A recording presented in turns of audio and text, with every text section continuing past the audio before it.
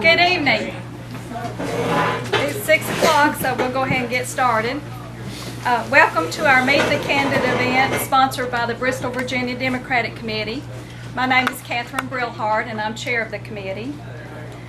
I would like to thank everyone for setting aside an hour of your time. I know you're all on a busy schedule, but we appreciate you attending our event tonight. Just wanted to introduce a few people we have with us tonight. Of course, Terry Rohr, Clerk of Circuit Court. We have our former mayor and councilman Don Ashley, and Vice Mayor Jim Steele. Our mayor Ed Harlow could not make it tonight, but he sends his regrets. We have our Commissioner of Revenue Terry Fry, and who have I missed? We have Neil Osborne back here, who is president of the Southwest Virginia Young Democrats. You got Virginia Goodson. Virginia. Oh, I'm sorry, Virginia Goodson, former school board member, and she's also a member of the Education Foundation for Bristol, Virginia Public Schools. I always miss some of the most important people. So. We've got the most important person sitting right here. You get your mom too, by the way. That's right, yes. And Richard. Yeah, that's right. The purpose of our event tonight is to introduce the candidates for the office of Bristol, Virginia Clerk of Circuit Court for the upcoming election on Tuesday, November the 8th. Two candidates are seeking the office, incumbent Terry G. Rohr and David N. Leonard. Our committee did not receive a formal confirmation from Mr. Leonard.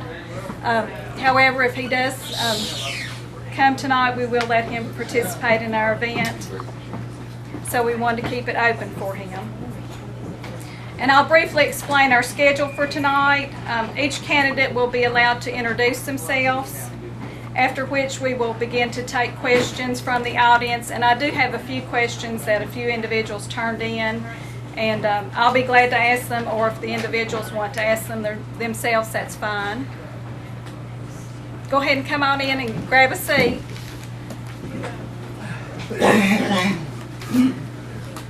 Catherine, we have a few more people than Okay. we thought we would have, and a lot of people are down this way. Okay. So if Ms. Rohr would like to come up where Okay. you are and speak, she would That would be able to good, see yes. the spot.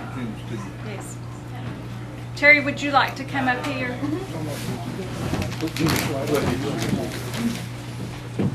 We had originally planned for both candidates to be up here, but then it looked like we were going to have a smaller crowd, so we decided we would just sit around the table. But we're fortunate that we've got a larger crowd tonight. And we certainly hope that all of you will turn out to vote. And we have 3. Do you want to stand here? What would you rather do? I think I can sit. I can sit down while you're introducing. Okay. All right. Okay, I'll go ahead and let Terry Rohr introduce herself. Hi. My name is Terry Rohr. In case you don't know, I am the Circuit Court Clerk for the City of Bristol, Virginia. I have been the Circuit Court Clerk now since 2004. I started working in the office in March of 1982. I was hired by longtime clerk Edwina Mull, and I started out working generally in the office, helping wait on the front counter. At that time, we collected delinquent taxes.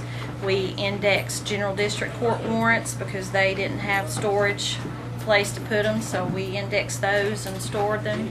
I filed UCCs, I learned to probate wills, I learned to file divorces and lawsuits. And after a couple of years of overall knowledge, the courtroom became open, and I took over the courtroom, working all the criminal court cases, felony and misdemeanor cases. And I did that for right at 21 years until I became clerk. And that was my passion for 21 years. I loved working jury trials and all the felony. I've worked multiple murder cases, and It involves getting juries in there to try the case, working with jurors.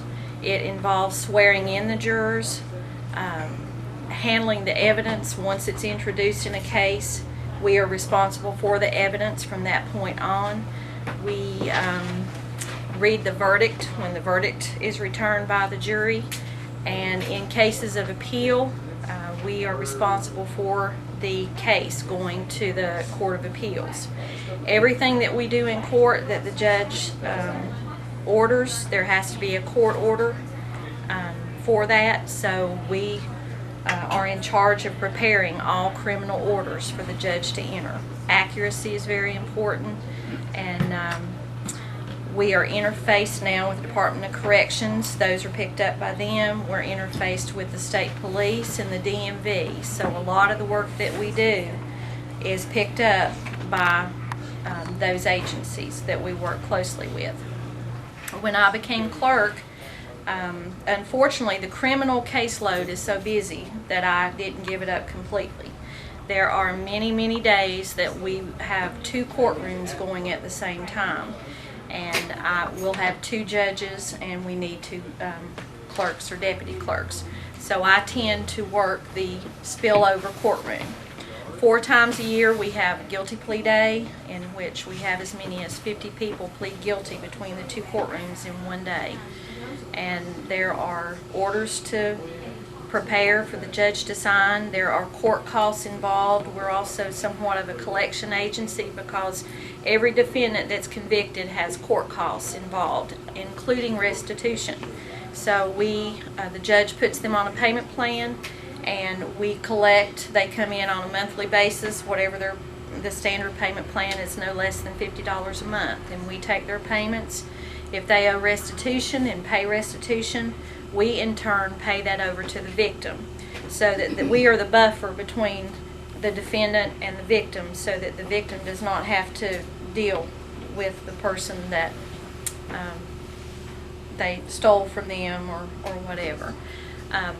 One of our busiest things right now, as you know, are meth labs in the city, lots of drugs in the city, and we handle all of those cases. We have drug busts on regular occasions, and all that paperwork has to be processed. When the grand jury returns an indictment, our normal drug bust anymore is anywhere from 50 to 75 people that we indict in one day, and that paperwork has to be issued. We have to issue a capias for their arrest, and all the paperwork involved to go out and have them picked up, and then the paperwork comes back where they were arrested. All that stuff has to be logged into the computer, and it's a very paperwork-oriented office.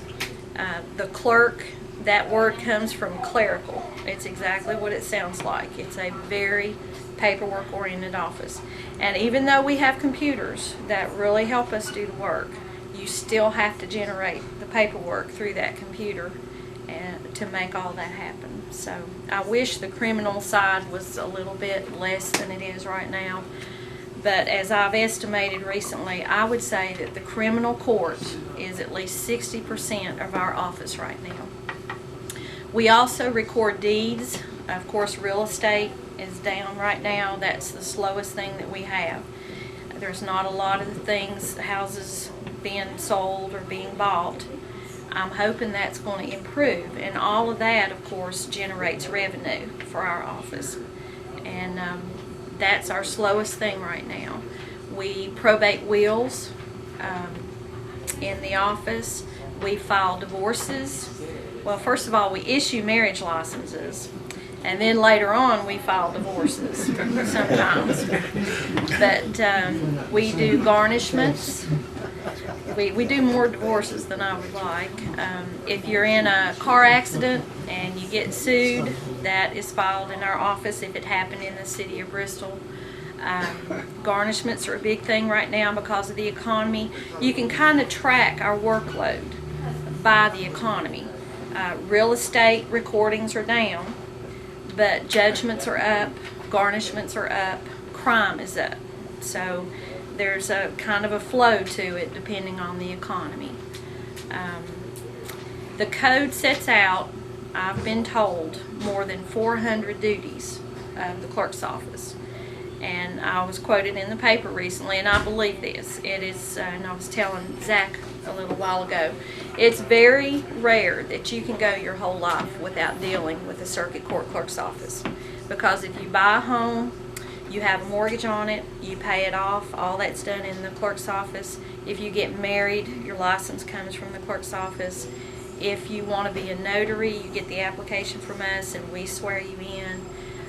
If you're in an accident, like I said, and you get sued, that's in the office.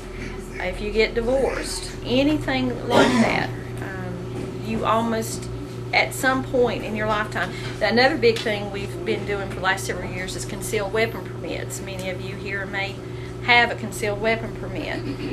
Those are, the petitions are filed in our office. The judge reviews those and decides whether you're granted a concealed weapon permit or not. And those are good for 5 years, and you renew those every 5 years. There's always changes. We used to do delinquent taxes. We don't do those anymore, although there have been some foreclosures filed recently. The city has started a foreclosure campaign to try to collect some money, and those petitions have been filed in our office, those suits. So it's never the same day. You never have the same day repeated over and over again. It's always something new. There's always something different. If you don't know the answer, you have the Code of Virginia there at your disposal to look up the law. Right, Bernard? Yeah, it's on the computer now. Yeah, and you can Google a little bit now. But it is in Tennessee, I was telling Zach also, in Tennessee, the offices are compartmentalized. You have a probate court over there, you have a register of deeds, you have a chancery court, a criminal court. It's all compartmentalized. You even have just a marriage license office in Tennessee. In Virginia, the circuit court does it all. It's all lumped into one office. So that's why it is such a complicated, busy office, and it's interesting every day. Yes? How long do you think it took you to learn all the functions of the clerk's office? Well, I'm still learning. I'm not ashamed to admit that questions come up weekly that I've got to find out in the code. I've got to go to the judge and talk to the judge because I'm not a lawyer. And people come in, and you don't have to have an attorney to file a divorce. A lot of people walk in off the street and say, my husband just left me. I don't have money for an attorney. You know, I want to file for divorce. And there's no fill in the blank forms for that. We often refer them to legal aid where they can get legal advice. We have let people look at some other divorces. About the best we can do is pull up someone else's divorce that they can use as an example to go by if they really want to try to do it on their own. There's something new every day. Terry, how hard Opponent is it says to that get he's used to? Sorry, go Go. ahead. How hard is it to get used to a new circuit court judge? To a new judge? Yes. Well, Judge Flanagan, I worked with him for 22 years until he retired, and I've been with Judge Kirksey for 8. A new judge is a big deal. They all have their own way of doing things. Of course, we don't know, as I've stated in the paper, Judge Kirksey is retiring next year. His last day is March 31st. And I don't know who the new judge is going to be coming in. The 2 possible names have both asked me to stay and want me there, and I have agreed to stay as long as I'm needed. Especially if I'm reelected, I don't plan to go anywhere anytime soon. But it is a big deal for a new judge. While we have our schedule set, it's the judge's prerogative to make changes if he wants to. Judge Kirksey started drug court in the last 3 years. We didn't have a drug court until Judge Kirksey implemented one about 3 years ago. That has added tremendously somewhat to our docket because he takes at least half a day a week for drug court. And there is some paperwork involved in that. And he added violation days, 2 Wednesdays a month. We do nothing but violations all day. We have one tomorrow, as a matter of fact, and there's 24 people on the docket to come to court tomorrow just for violations of their probation.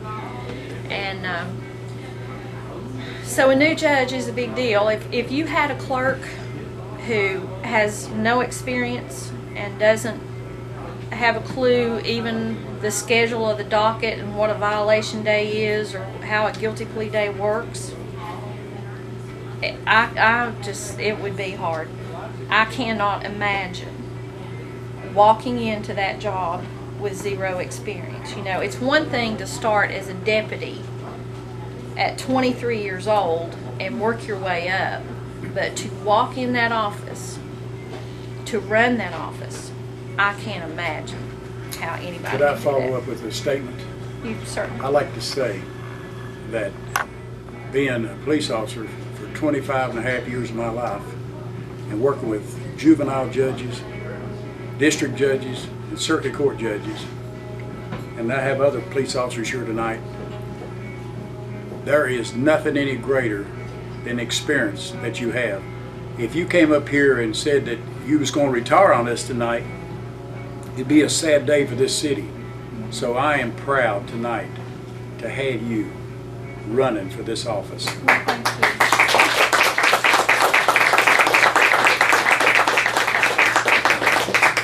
Thank you. What does conservative have to do with the clerk's office? What does what? Your opponent's saying he's the most conservative. What does that have to do with the clerk's office? I don't really understand that because as I was telling Zach earlier, Zach and I've already had a little talk. You know, I have 3 budgets to answer to. I was telling Zach, I'm in a constitutional office, and that consists of the clerk of the circuit court, the Commonwealth's attorney, the sheriff, the treasurer, and the commissioner of revenue. We're all constitutional offices which come under the Supreme Court of Virginia, and those are elected positions. So I have a budget through the compensation board, which right now it used to have operating expenses, and for probably about 10 to 12 years now, even before I became clerk, they reduced that budget to, that budget is strictly salaries for me and my full-time deputies. And I think they give me $1,000 a year for a part-time person. In a whole year, I've got like $1,000. So the city has, I have an operating budget with the city, and they fund me my copier, my paper, my pens and pencils, and any supplies, our file folders and file cabinets and all that. We have a budget through the city. And then I also have a technology budget through the compensation board, which is on every recording that we do, land recording, there is a fee in that for technology. And all of that, as we record documents, goes into a pot, and then they dole it out across the state to clerk's offices. So I have a limit on my technology budget. So I don't understand the conservative remark that I heard he made, because we're limited in, you know, I don't set salaries for my deputies. That's all set by the compensation board. I don't determine raises. I don't determine their salaries. All of that's through them. And then the city allots us the other, and then the technology, I do a budget every year. Well, I can ask for the moon, but that doesn't mean I get it. They tell me what I will have in my technology budget. So the reason, I mean, what he wants to do sounds good, but that doesn't mean the money is there. It's more of a phase-in type thing. Because of the way the economy is the last few years, with recordings being down and things being so sluggish, the money's not there. So what you're saying is you lack a lot of discretion to determine the budget or anything else in that job, really. I lack a lot of discretion on those things, yes, sir. basically a skilled clerical job. It is a skilled clerical job. Yes, sir.